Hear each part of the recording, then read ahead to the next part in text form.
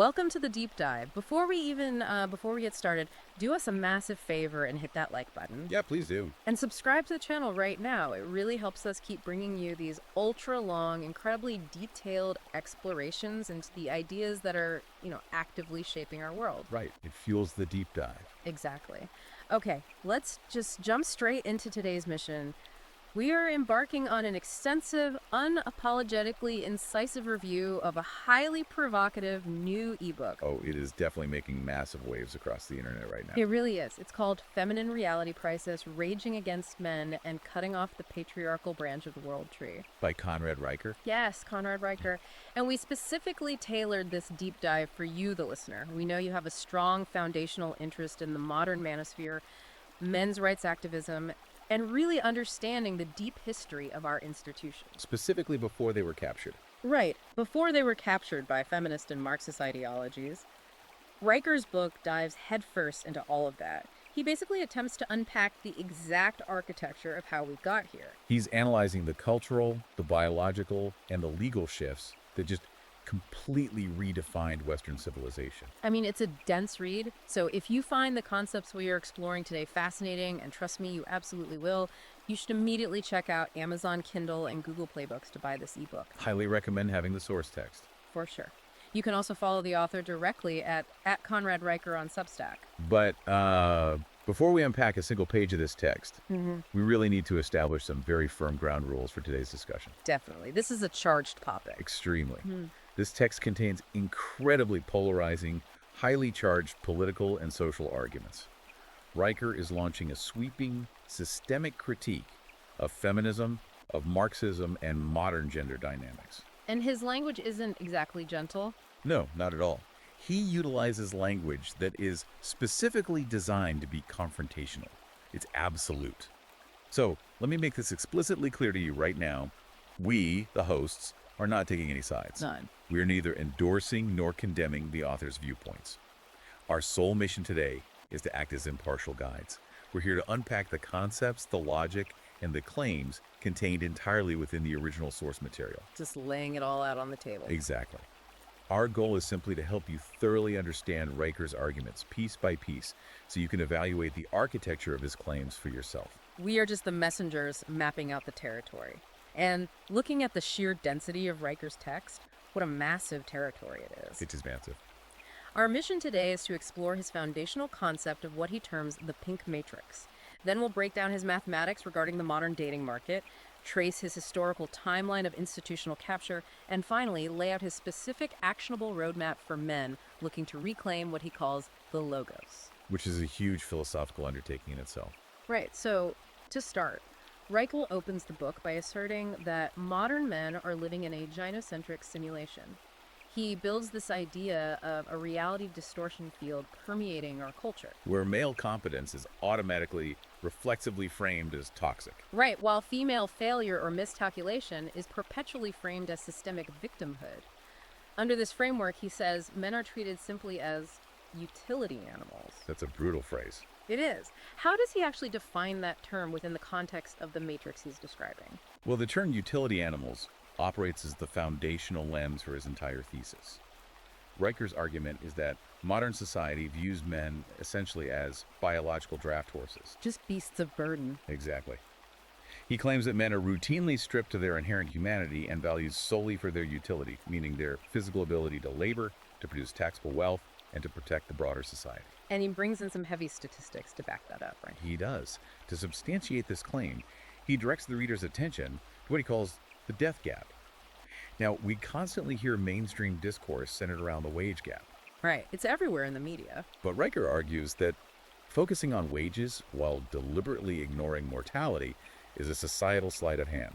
He pulls U.S. Bureau of Labor Statistics data from 2020 to build his case. And what does that data show? According to his reading of that data, men suffer 93% of all workplace fatalities. 93%? Yes, they make up 97% of combat deaths. He also highlights that men account for nearly 80% of all suicides.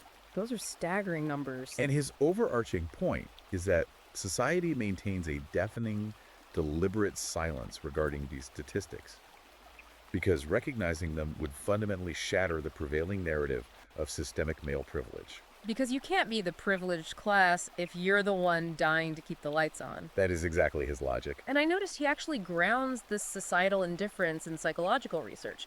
He cites a specific study regarding an empathy gap, doesn't he? He does. He points to a University of Pennsylvania study regarding the cognitive empathy gap between how we perceive men and women. The study suggests that human beings, regardless of their own gender, literally perceive men as feeling less physical and emotional pain than women do in the exact same scenarios. So if a man and a woman get the same injury, our brains literally trick us into thinking the man hurts less? Yes. Riker uses this clinical data to argue that the cultural indifference to male suffering isn't just a political choice.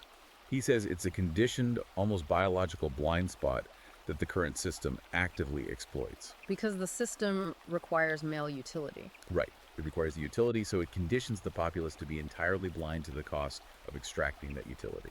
I love how he doesn't just present this data and move on. He takes these statistics and runs them through a very rigid classical logic structure. The Aristotelian syllogism of oppression. Yes. Given that our audience really appreciates rigorous frameworks, walk me through how he constructs this philosophical argument. Well, Riker relies heavily on formal logic, specifically drawing from Aristotle and Thomas Aquinas as a rhetorical weapon to dismantle modern sociological theories. Okay, so a standard syllogism requires a major premise, a minor premise, and a conclusion. Right. For his syllogism of oppression, the major premise is defined like this. An oppressive ruling class will naturally, historically, and invariably create societal systems designed to maximize its own safety, its own physical comfort, and its own longevity. Usually at the expense of a subjugated class. Exactly. Which makes total historical sense. If you look at the aristocracies of Europe or feudal lords, they weren't the ones dying in the coal mines or on the front lines. They exported the physical risk to the peasantry. Precisely his point. That leads directly to his minor premise. Men, as a demographic class, constitute the vast, overwhelming majority of workplace fatalities, combat deaths, and suicides. The 93% statistic. Right. They are performing the most dangerous, life-shortening tasks required to keep the power grid running, the bridges standing, and the borders secure. Therefore, he arrives at his conclusion. Which is? Men cannot logically be the oppressive ruling class. If they were the ruling class, they would have engineered a society where someone else took on the physical risks. Instead, he argues, men are an expendable caste supporting a gynocentric hegemony. So he's saying if men were truly the privileged class of a patriarchy, society would treat this epidemic of male pain, workplace death, and suicide as a massive five-alarm national crisis. Yes, rather than simply writing it off as an acceptable operating cost for civilization. He grounds this deeply ingrained expectation of male sacrifice in a historical analogy he calls the Titanic protocol. The women and children first rule. Exactly. We are all familiar with that phrase from maritime disasters, but Riker argues this was never about chivalry or gentlemanly honor. He frames it as the explicit foundational source code of our societal operating system. Right. He argues that male existence is quite literally the sacrifice currency that is spent to purchase female security. And what's really compelling about his angle here is how he contrasts it with modern feminist demands. He claims that modern intersectional feminism wants to entirely remove the historical burdens and restrictions of traditional female roles, but simultaneously expects men to continue carrying the ultimate fatal burden of provision and physical protection. And on top of that, men are instructed to apologize for their supposed privilege while they're drowning. It's a brutal metaphor. But the Titanic protocol serves as his bridge from cultural observation straight into hard biology. Because Riker is vehemently, fundamentally opposed to the prevailing academic consensus that gender is merely a social construct. He really goes after the blank slate theory here. To illustrate the danger of ignoring biology, he draws a stark historical parallel to Lysenkoism. That's a fascinating historical pull. For the listener unfamiliar with that term, Trofim Lysenko was a Soviet agronomist under Joseph Stalin. Right, and Lysenko rejected the hard science of genetics. Specifically Mendelian inheritance, because the idea of immutable inherited traits conflicted with Marxist ideology. Marxism insisted that any organism could be perfectly molded by its environment. So Lysenko actually claimed that crops could be trained to grow in the freezing Russian winter simply by exposing the seeds to cold. Yes, and the Soviet state enforced this pseudoscience. They outlawed actual genetics, and the result was massive, catastrophic agricultural failure and famine. millions starved. And Riker maps that exact historical disaster onto modern gender theory. He maps it perfectly. Riker argues that modern academics and cultural institutions are committing the exact same fatal error as the Soviets. They are willfully denying the hard, observable science of human biology and evolutionary psychology simply to maintain strict ideological purity. So he asserts that gender roles are not arbitrary cultural inventions concocted by men to oppress women. No, he says they are ironclad biological imperatives forged over hundreds of thousands of years of evolution. He gets highly specific regarding the chemical drivers of this biology, too. He spends a significant portion of the text contrasting testosterone and estrogen. He doesn't just view them as hormones that change your physical appearance. He frames them as completely different operating systems for the human brain. Right. According to Riker's reading of endocrinology, testosterone is the essential fuel of systematization. It is the chemical driver of logic, spatial reasoning, risk-taking, and the literal physical construction of civilization. He refers to this masculine drive as the logos. Yes. And on the other side of the ledger, he argues that estrogen biologically predisposes women toward empathy, egalitarianism, and social networking. Now, he acknowledges that estrogen-driven behavior is vital for early tribal cohesion and infant rearing. He does, but he believes it is inherently catastrophic for objective leadership or maintaining the cold, hard infrastructure of a modern nation-state.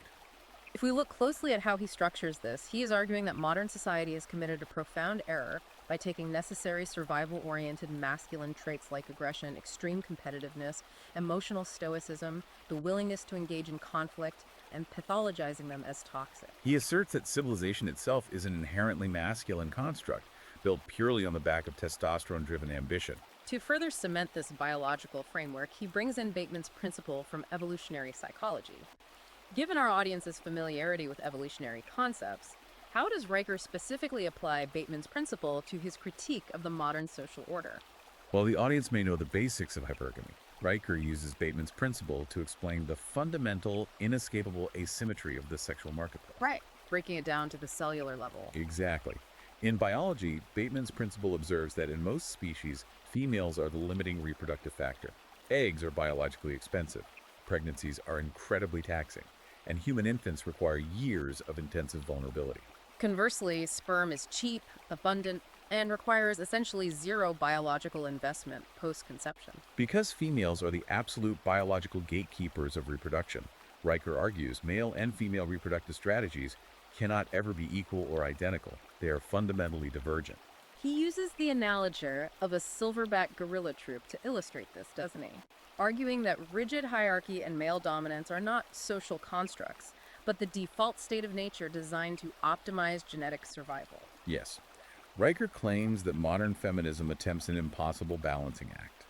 It seeks to unleash unrestrained female-based instincts, specifically hypergamy, which is the biological desire to mate upward in status, wealth, and physical dominance, while simultaneously demanding the safety, the infrastructure, and the resource sharing that can only be created by a rigid, disciplined male hierarchy. He argues that feminism demands the rights, freedoms, and choices of the conqueror, but actively refuses the responsibilities and sacrifices of the protector. Which brings us to a concept our listeners are definitely familiar with, the nice guy paradox. Oh, yes. We all know the standard manosphere critique of the guy who does everything right but finishes last.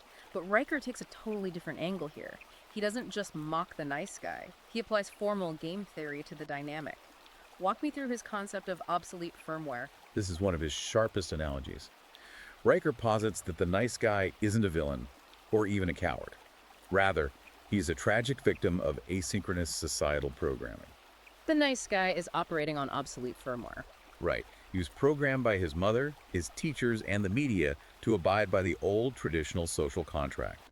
Be a good, stable provider, suppress your aggression, treat women with deference, and the system will reward you with lifelong loyalty and a stable family. But Riker argues that the old contract has been unilaterally shredded. Completely.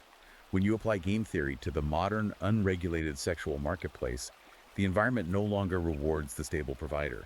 Instead, it biologically rewards dark triad traits. Meaning narcissism, Machiavellianism, and subclinical psychopathy. Yes. Because in a chaotic, ruleless environment, those aggressive traits falsely signal high genetic fitness to female biology. That is precisely his argument. In the absence of a patriarchy that enforced monogamy and pair bonding, Female biology defaults to seeking raw dominance. So the nice guy fails entirely because he's playing by the rules of a cooperative game that Riker says was rigged against him and dismantled before he was even born. He is playing chess while the modern dating market is a bare-knuckle brawl. So if the firmware was updated, or rather corrupted, to create this chaotic environment, how exactly did that happen? Who dismantled the old social contract? Riker doesn't just leave this as an abstract cultural shift. He provides a meticulous historical timeline. He traces the philosophical roots of this societal upheaval directly back to the Institute. He's deeply interested in the history of institutional capture. How does Riker map the strategy of thinkers like Antonio Gramsci and Herbert Marcuse? To understand Riker's historical tracking, we have to look at the massive strategic pivot Marxism took in the early to mid-20th century. Classical Marxism relied on the idea of a violent workers' revolution. The theory was that the proletariat would become so impoverished and oppressed by capitalism that they would violently seize the means of production. But as thinkers like Antonio Gramsci observed, this simply wasn't happening in the West. Right. The Western working class was becoming too prosperous, too comfortable, and too invested in the capital system to revolt. They were buying cars, owning homes, raising families. So the violent physical revolution failed, forcing a complete change in tactics. Gramsci realized that a violent overthrow was mathematically impossible in a prosperous capitalist society protected by a strong, satisfied middle class. So the Marxist strategy shifted entirely from economic warfare to cultural warfare. Exactly. They focused on capturing the cultural hegemony, meaning the media, the church, the legal system, and most importantly, the educational institutions. This is the famous long march through the institutions. Riker argues that these critical theorists identify the nuclear family, traditional gender roles, and the concept of a strong patriarchal father figure as the ultimate bourgeois obstacles to their utopian vision. Because you cannot make citizens entirely dependent on the state if they have a strong, self-sufficient family unit. Precisely. So, according to Riker, they didn't invade with tanks and rifles. They invaded with tenure tracks and sociology degrees. They slowly, methodically transformed universities from places of rigorous, objective logic into what Riker bluntly labels ideological re-education camps. He backs up this claim of institutional capture by pointing to the modern education gap. Riker highlights a staggering statistic. Women now make up roughly 60% of university enrollment across many Western nations. And in some specific disciplines, that number is even higher. His argument here is quite sharp. He notes that if the university system were truly the oppressive, patriarchal construct that feminist theory claims it is, this 60% statistic would be mathematically and structurally impossible. Instead, he asserts that the educational system has been deliberately, systematically stripped of rigorous, competitive masculine logic. He claims it has been replaced with a feminized framework of continuous assessment, group work, and emotional compliance that actively penalizes the natural male learning style. He goes so far as to argue that young boys are routinely medicated with amphetamines simply for acting like energetic, disruptive young boys in an environment designed by and for female sensibilities. The culmination of this educational capture is what we now call woke ideology, which Riker analyzes not just as a political movement, but as a profound psychological pathology. He examines this through the lens of the 19th century philosopher Friedrich Nietzsche, specifically utilizing Nietzsche's concept of resentiment. For our listeners who might not be deep into Nietzschean philosophy, how does Riker define resentiment and map it onto modern HR departments and university administrations? Resentiment is a complex concept. It refers to a reactive, impotent form of slave morality. Slave morality. Yes. It is the deep-seated psychological state where an individual or a group who feels inherently inferior, powerless, or unaccomplished seeks to tear down the superior out of venomous envy, rather than doing the hard work of elevating themselves. They reframe their own weakness as a moral virtue. And they reframe the strength and competence of their enemies as an inherent evil. Riker argues that the modern social justice movement and the HR bureaucracies that enforce it are entirely driven by this resentment. He claims they possess no desire to build anything new or functional.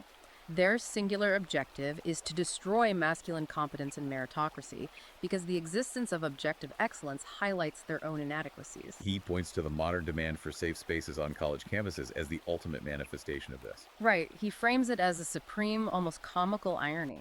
He notes that these groups demand a sanitized space completely free from intellectual or emotional discomfort.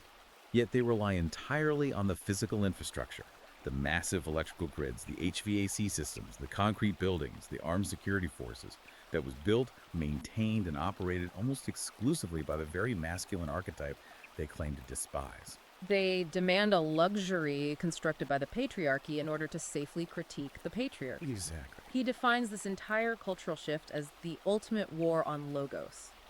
For Riker, the logos isn't just a word. It represents divine reason, objective truth, and the structural foundation of Western civilization itself. He argues that the modern institutional system deliberately elevates subjective, internal feelings over objective empirical facts. It is an organized attempt to dissolve shared reality into solipsistic emotion.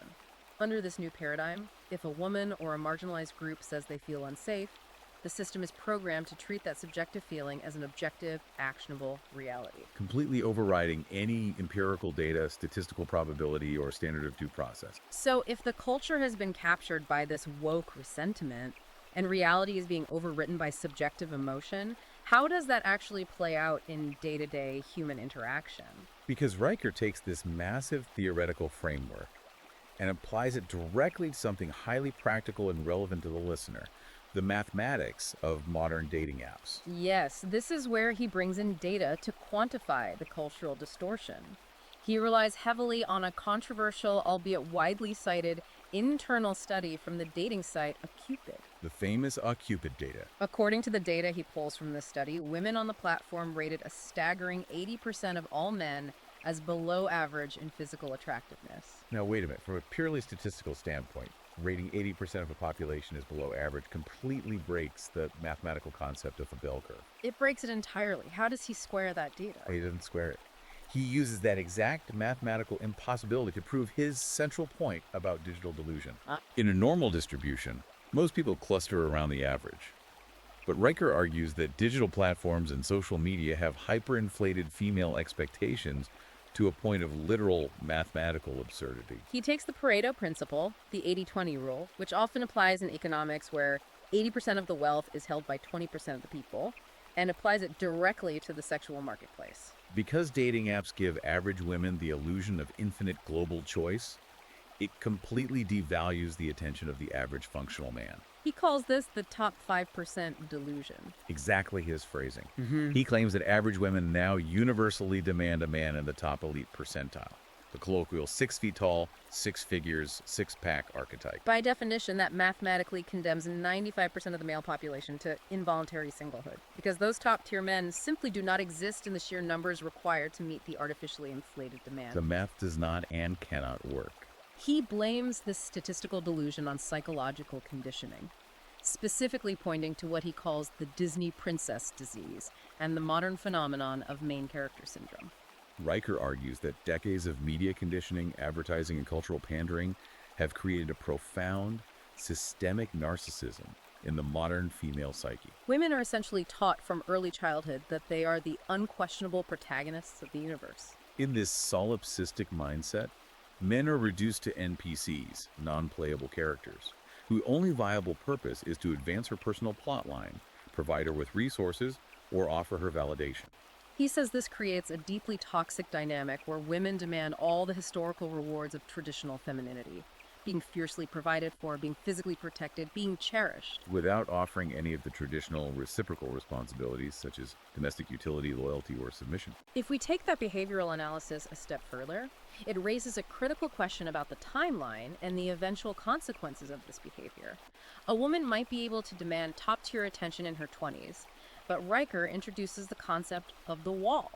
Now, the audience is familiar with the idea of the wall, but Riker's application is strictly tied to the biological depreciation of assets. He posits that female fertility and biological market value are depreciating assets that peak around age 22 and crash dramatically, almost vertically, by age 35. He argues that modern feminist careerism actively gaslights women into dedicating their peak fertility years, their most valuable biological currency, to serving a corporate bureaucracy. Serving the very system that Gramsci and the critical theorists wanted them to rely on. Precisely. By the time these women hit the wall in their mid-30s and realize they actually desire a family in a traditional structure, Their biological market value has plummeted Simultaneously, the very men they ignored, mocked, or swiped left on in their 20s have now reached the peak of their earning power, status, and competence. and are naturally seeking younger, more fertile women. And the result of hitting that wall without securing a partner? Riker doesn't mince words here. He calls it the cat lady pipeline. He argues that when these women finally realize they've priced themselves out of the market and miss their biological window, they engage in a spiteful mutation strategy. Instead of reflecting on their choices or lowering their impossible standards, they double down on their independence. They become increasingly hostile toward men, ultimately leaving themselves entirely isolated. They attempt to substitute pets for children, replacing the complexities and compromises of a human family unit with an animal that demands nothing but food and offers uncritical affection. But Riker argues that this entire demographic shift, the delayed marriages, the collapse of fertility, the hostility between the sexes, isn't merely a cultural or psychological phenomenon. He asserts it is chemically engineered. This moves us out of sociology and into his arguments regarding chemical warfare and what he provocatively terms the endocrine holocaust. This is undeniably one of his most controversial yet fiercely argued biological claims. Riker asserts that the widespread use of hormonal birth control is not a triumph of women's liberation, but is literally a form of chemical sabotage deployed against the human pair bond. I want to spend some time here because he doesn't just make a baseless claim. He points to specific scientific literature. Right. He heavily references a 1995 study by a Swiss biological researcher named Klaus Wedekind. Let's really unpack the science he's claiming here because it revolves around something called the major histocompatibility complex, or MHC. The mechanism driving that, according to Riker's reading of the science, is evolutionary biology at its most primal.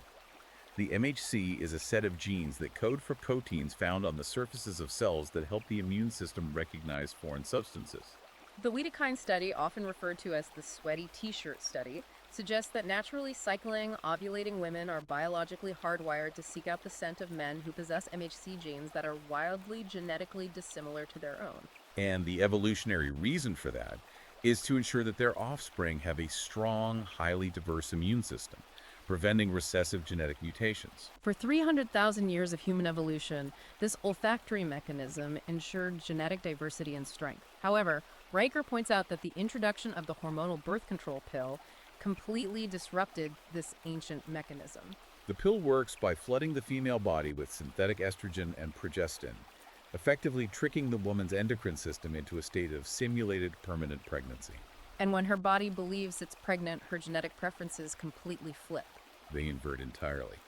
According to Riker's interpretation of the data, a woman on the pill suddenly prefers the scent of men with genetically similar immune systems. Because in nature, a pregnant woman seeks the safety and proximity of her genetic relatives, her tribe, her family. Riker argues that the pill chemically induces a preference for compliant, familiar, lower testosterone beta males who feel like safe family members. Rather than the genetically dissimilar dominant alpha males she would naturally be drawn to for reproduction. The downstream effects of this, in his view, are absolutely catastrophic for marriage. A woman meets a safe, compliant, similar guy while she's heavily medicated on the pill. They date, they get married. But then, say, 5 years later, they decide it's time to start a family. She goes off the pill to conceive.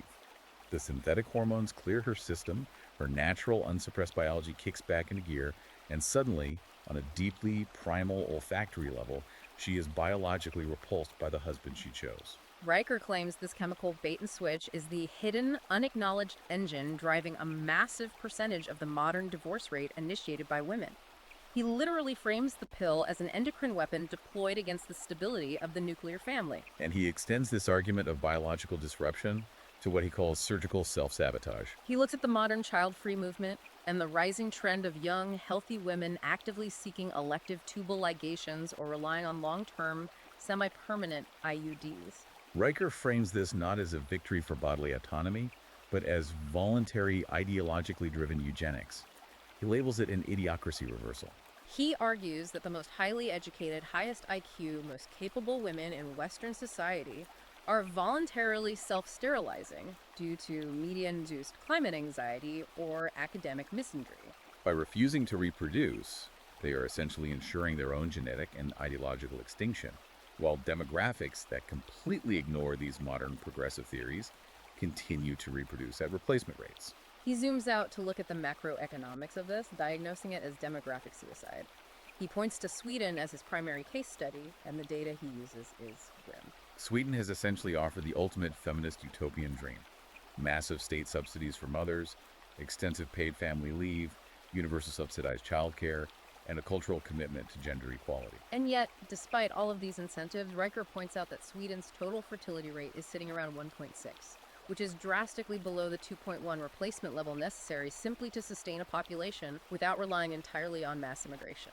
He uses this Nordic failure to argue that the entire Western welfare state is mathematically guaranteed to collapse. He compares it to a generational Ponzi scheme. It absolutely requires a constantly expanding massive base of young, productive taxpayers to fund the astronomical pension and healthcare costs of the elderly. If the women of a society refuse to have children, the tax base inevitably collapses and the entire welfare system goes bankrupt. Which logically forces the question, if the biological pair bond is chemically severed and the societal structure is facing demographic collapse, how does the system sustain itself in the interim? Riker argues that the legal system has been deliberately re-engineered to extract the remaining resources from men during the fall. This brings us to his intense focus on the divorce industrial complex. According to Riker, the introduction of no-fault divorce in the late 20th century fundamentally destroyed the legal concept of the marriage contract. He argues forcefully that marriage is now the only binding contract in Western jurisprudence where one party can unilaterally breach the terms of the agreement for absolutely no reason, and the power of the state will actively penalize the party who kept their end of the bargain. He views the mechanisms of alimony, lifetime spousal support, and disproportionate asset division as a state-sanctioned, legalized transfer of wealth from male producers to female consumers. A lot of guys listening to this right now might think, well, that's what legal protection is for. I'll just get an ironclad prenuptial agreement. But Riker anticipates that counter-argument. He calls this the prenup illusion.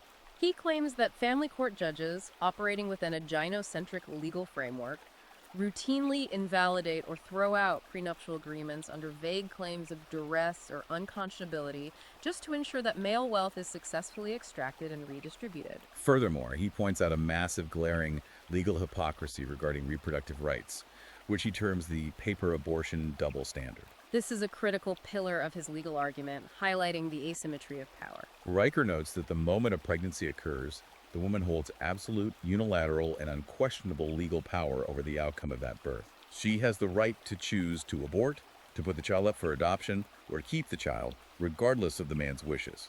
The man, however, is stripped of all reproductive agency. If he desires to keep the child and she does not, he has zero legal recourse to stop an abortion. Conversely, if he does not want the child and she decides to carry it to term, he is held strictly legally liable for 2 decades of financial child support. Riker even points to the harrowing reality of paternity fraud, citing cases where men are forced by the courts to continue paying child support for children that DNA tests conclusively prove are not biologically theirs. Simply because the state prioritizes the uninterrupted financial subsidization of the mother over the biological truth and financial freedom of the father. It is, in his framing, a system of pure, unadulterated extraction. He backs this up with aggressive tax data, outlining what he calls the parasitic ledger. Riker asserts that men, due to working longer hours in higher-paying, higher-risk fields, pay roughly 70 to 80% of all total consumer and income taxes collected by the state. Meanwhile, women, as a demographic, consume the vast, overwhelming majority of state welfare resources, healthcare spending, subsidies, and administrative jobs. He says men are effectively treated as a tax farm, harvested for their labor. If we synthesize Riker's conclusion on the economics of this arrangement, it's that the welfare state itself has literally replaced the husband. In the traditional historical model, a woman relied on an individual man for provision, resources, and physical protection, which fundamentally required reciprocity, loyalty, and cooperation. Today, Riker argues, the state extracts resources from men at large via the implicit threat of violence, meaning taxation, backed by the armed enforcement of the IRS or the police, and seamlessly redistributes those resources to women. This systemic extraction completely removes any requirement for female gratitude, loyalty, or reciprocity toward individual men. The state acts as the ultimate enforcer, ensuring the wealth transfer happens automatically, whether the individual man consents to it or not. So how does a system justify treating half its population as an expendable tax farm? This requires a massive rhetorical smokescreen. This is where Riker's language gets incredibly incendiary. He makes a direct, unflinching comparison between modern feminist rhetoric and historical totalitarian scapegoating. He calls the overarching cultural narrative the Men Kampf Protocol. We must be clear here about the gravity of his claim. Riker is arguing that modern patriarchy theory operates structurally, psychologically, and rhetorically just like a totalitarian conspiracy theory. Totalitarian regimes always require a scapegoat to unify the masses. He claims that feminism blames men, as a collective demographic group, for absolutely all societal ills, war, poverty, crime, inequality, environmental degradation, in order to justify the seizure of cultural power, the removal of due process for men, and the expropriation of male assets. He argues that ubiquitous terms like toxic masculinity or mansplaining aren't genuine critiques of bad behavior. They are deliberate, calculated attempts to pathologize the very traits like aggression, stoicism, and analytical debate that are fundamentally required to build, maintain, and defend civilization. He ties this rhetorical weaponization back to academia, specifically critiquing a concept called standpoint epistemology. Let's spend some time defining this, because it's the academic engine driving the cultural madness he describes. Standpoint epistemology is the idea that a person's lived experience, particularly the experience of someone belonging to a marginalized group, is a valid, unquestionable form of knowledge, sometimes even superseding objective empirical data. Riker absolutely eviscerates this concept. He identifies standpoint epistemology as the intellectual academic justification for rampant female solipsism. As we briefly touched on earlier, solipsism is the philosophical idea that only one's own mind is sure to exist. Riker claims modern women are relentlessly conditioned by the culture to be solipsistic, utterly unable to conceive of a world where they are not the main character, and unable to empathize with the struggles of men. When you combine this ingrained solipsism with standpoint epistemology, Riker argues, subjective feelings are allowed to completely override empirical data and the scientific method.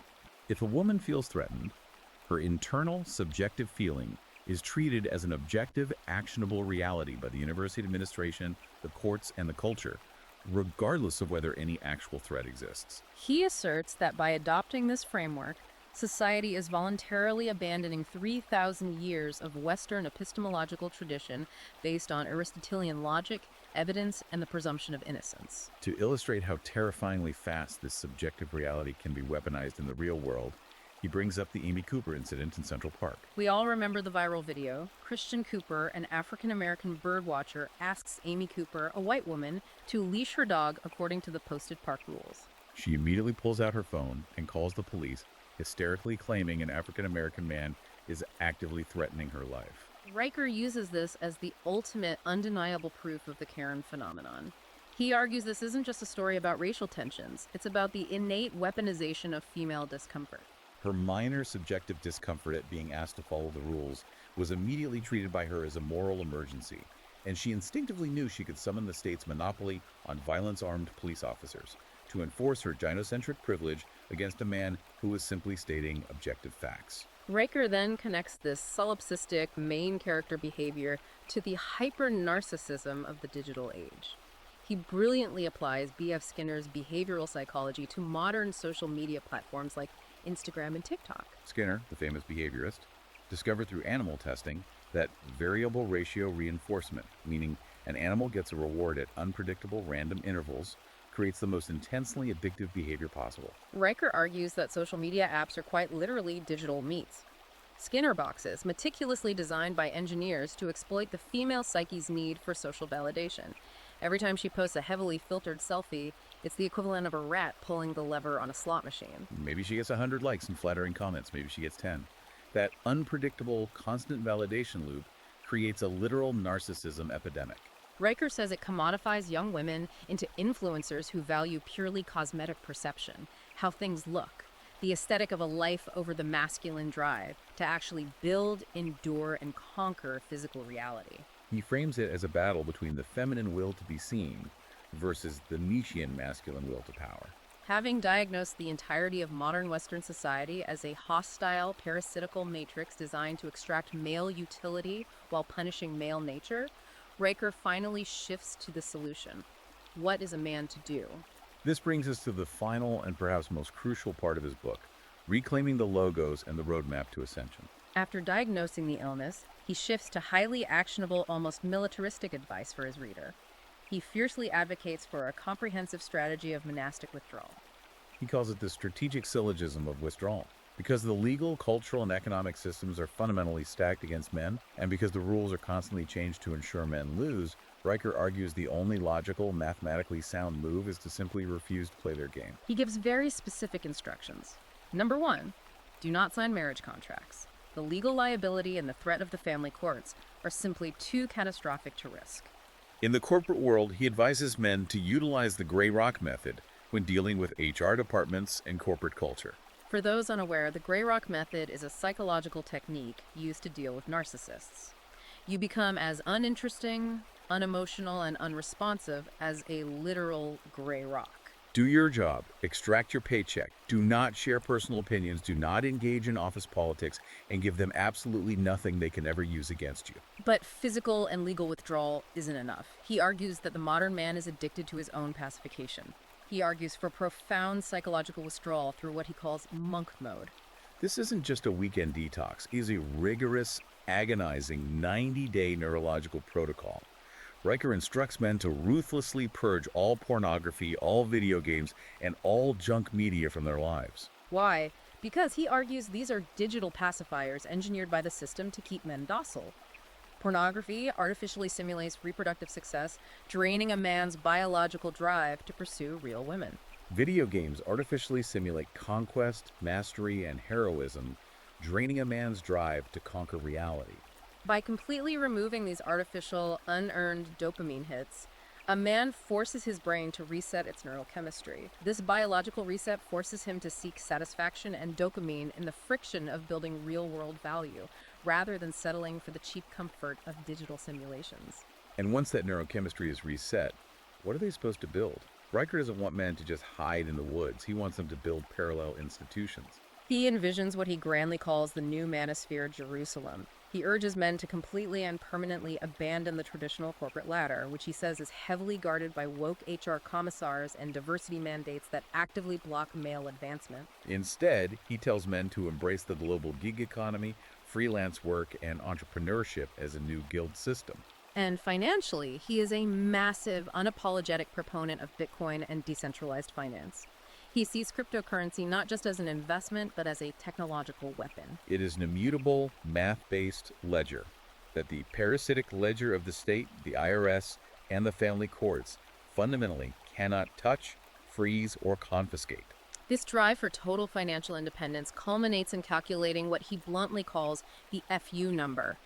This requires a strategy of radical, almost painful frugality. Riker advises men to calculate exactly 25 times their annual baseline expenses to achieve total liquidity and permanent financial independence. The logic here is brilliant in its simplicity. Once a man hits that specific number, the implicit threats of the corporate matrix, the threat of being fired, the threat of being culturally canceled, the threat of starvation, become entirely null and void. He cannot be controlled, coerced, or intimidated by the hegemony because he does not rely on their system for his survival.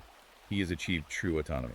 And finally, for the men who do choose to have families, who refuse to let their bloodline end, despite the hostile environment, he lays out the difficult path of the red pill father.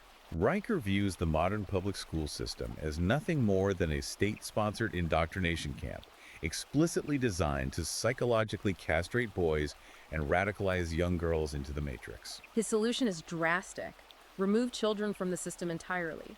He calls for the establishment of private homeschooling co-ops, which he compares to the ancient classical scholae.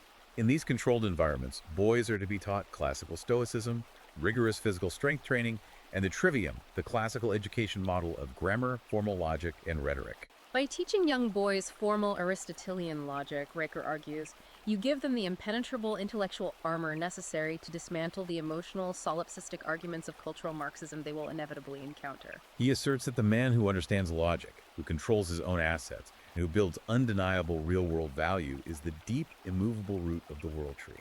By fiercely protecting those roots, educating their sons, and separating their labor from the decaying system, Riker believes men can simply wait out the inevitable mathematical collapse of the gynocentric order and emerge from the ruins to build a new logocentric civilization. It is an incredibly dense, intense, and demanding blueprint for survival and rebuilding. So what does this all mean for you, the listener? We've covered a massive amount of conceptual ground today, digging deep into the pink matrix, the horrifying statistics of the death gap, the biological disruption of the endocrine holocaust, and the strategic roadmap for monastic withdrawal. We've traced the history from Gramsci to modern dating apps. As we conclude this extensive deep dive, I want to leave you with a final provocative thought to mull over a philosophical thread that builds on Riker's core premise but extends it into the rapidly approaching near future. Riker forcefully argues that all of civilization's physical infrastructure, its technological progress, and its systems of logic are strictly tied to a specific masculine logos.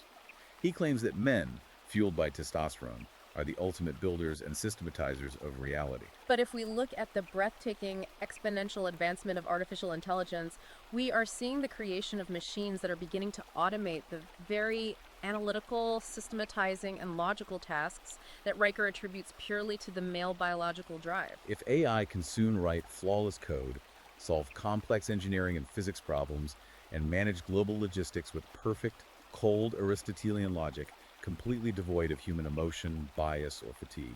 What happens to the masculine role? Will the future logocentric civilization that Riker envisions actually be built and maintained by biological men?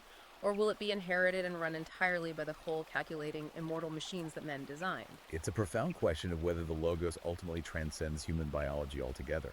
That is a staggering, slightly terrifying thought to end on. If the machines take over the logos, where does that leave the men who built them? I want to genuinely thank you, the listener, for joining us on this intense, incredibly deep dive into the source material today. We covered some highly controversial, intellectually rigorous ground, and we appreciate you staying with us to unpack the architecture of these arguments. Please remember to hit that like button and subscribe to the channel so you never miss a deep dive like this. And a final reminder, if you found this exploration into the history of our institutions and the manosphere roadmap fascinating, you absolutely need to read the source text for yourself. Head over to Amazon Kindle and Google Play Books right now to buy Conrad Riker's Feminine Reality Crisis, Raging Against Men. And absolutely do not forget to follow the author at Conrad Riker on Substack for more of his writings. Keep questioning the narrative, keep building your independence, and we will see you on the next deep dive.